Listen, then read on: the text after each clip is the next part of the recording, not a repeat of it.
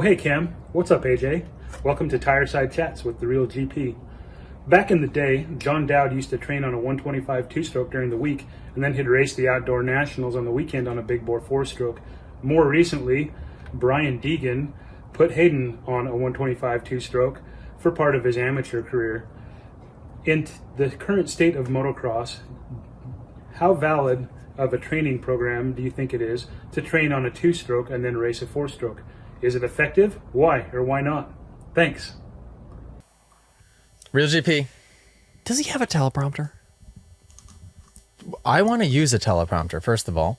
Okay. I've always wondered how they work. That's a piece Do you of think he cake. has a teleprompter? One-way Because how glass, does he it's not easy. mess up when he asks those questions? He also looked like he was... Real GP. He's got secrets. Tell us your secrets, Real GP, He's because got I want to secrets know. for sure. I do ads all the time, and I mess them up because I try to just freeball them. We can get you a teleprompter. I I need- have one at church. They're not... I need a They're easy. teleprompter. Yeah. Good question. I get asked this a lot.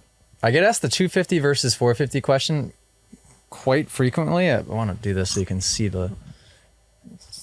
just see the merch. I get asked the 250 versus 450 question all the time, and I get the 125 two-stroke versus 250F question all the time. If you have the means to do so, I think that it's a good idea from when you're making the transition.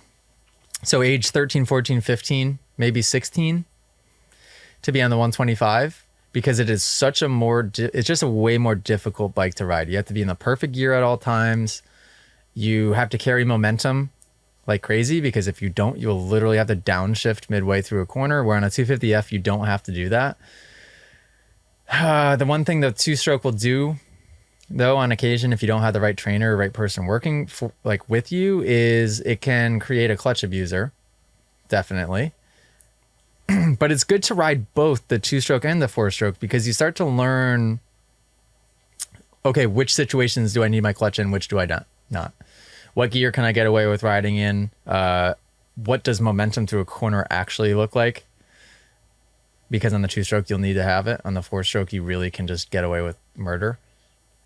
I haven't really seen many people do it once they've gone pro necessarily, but at an amateur level, when you're making the transition, especially if you're kind of in that in-between point, 5'3" to 5'7", let's say 110 to 140 pounds. So you're kind of right there in that weird in-between. Definitely worth staying on the two-stroke, or at the very least going back and forth between the two.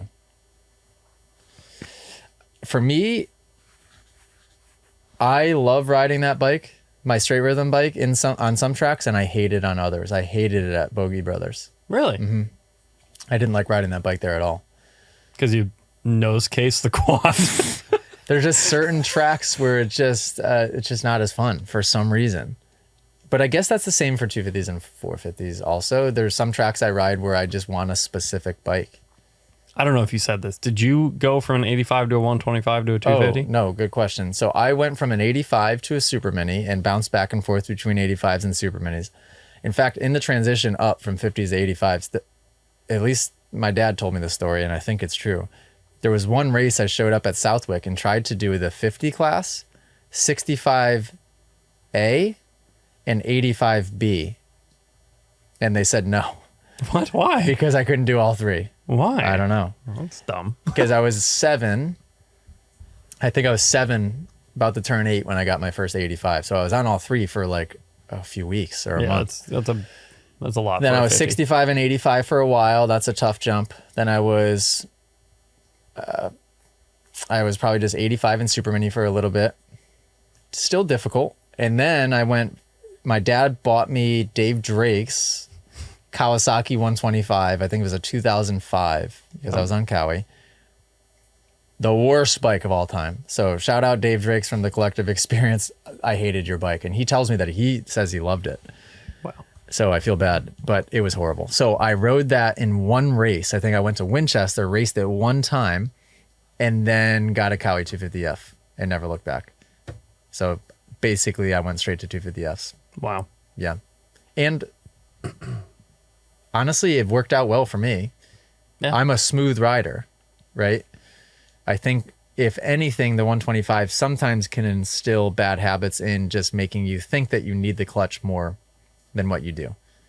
But that usually starts 65s and 85s. My dad was always didn't want me to use the clutch because he thought that it was bad technique, but more so just didn't want me to ruin a clutch that he would have to spend money on. Yep. Fair enough. Like if I ever came by him and I went a couple times in a turn, he would pull me off the track. There's no way he would allow me to stay out there on the track. I mean, if he I ever get it, heard dude. that. So if he was there for your race at I would have been slapped. in Barnett, yeah, he would have got out on the track and pulled you off, and he would have been like, "Nope, we're done." I had to replace my clutch after my race, guys. I forgot. I didn't say that on the podcast. I admit I did one ride after my race. The thing was smoked. Had to put a new clutch in it. I couldn't That's believe it. unbelievable. Rode like an idiot. That's Rode it like it was a unbelievable. super mini. I went from an 85 to a 250, and I roasted my clutch like so many times when I got my 250. One, because I was terrified of it, because I was like 115 pounds on a 250, Yeah, on a that's stock 250, so it felt like a supercross bike, and the power was insane. So I was like, I used to go through clutches like crazy. But I remember when I was on an 85. Also, you had a hard time going from a 65 to an 85? Going back and forth. Oh. Like I would race the same day and race Yeah, both. that'd be tough. Yeah. Because I just remember going from a 65 to an 85 was like the best day of my life, because the suspension was so much better on an 85. Yeah, well, because then you go through stages. So you go through stages of like, oh, I like this bike more than this bike. And then eventually you get to the point where you don't want to even look at the smaller one because it's Yep. so much more difficult to ride. Yep. But it's good. My dad, at least this is how we did it, is he believed in keeping me on the smaller bikes as long until I aged out.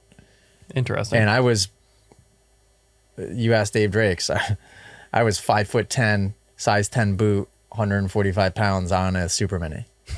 You know, so I was well, that's why you can still ride super minis. I was just massive. Yeah, because I'm the same size now. No, I was going to basically. say, you're probably still about 5'10". Yeah, and I remember like I would go to like Kawasaki Race of Champions one year, and I was the fastest guy along with Zach Bell.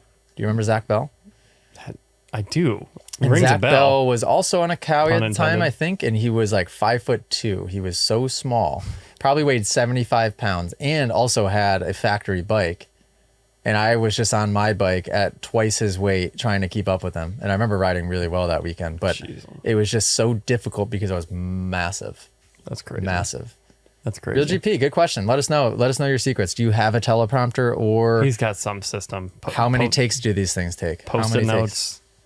Post-it notes. Written, maybe have you seen him look at his hand? Like there's no way. The right, last one was insane. If you guys enjoyed this podcast clip and you want to listen to full episodes, go download them. Spotify, Apple Podcasts, and I think that's it. Go download them there. Give them a listen. If you want to watch full episodes, which I tell you what, it's even better to do that. Go to club.themotoacademy.com, because Moto Academy subscribers inside of the app have exclusive access to watch the entire episodes. And not only that, the subscribers actually can send in their questions to be answered on the podcast as well. Club.themotoacademy.com. Go subscribe.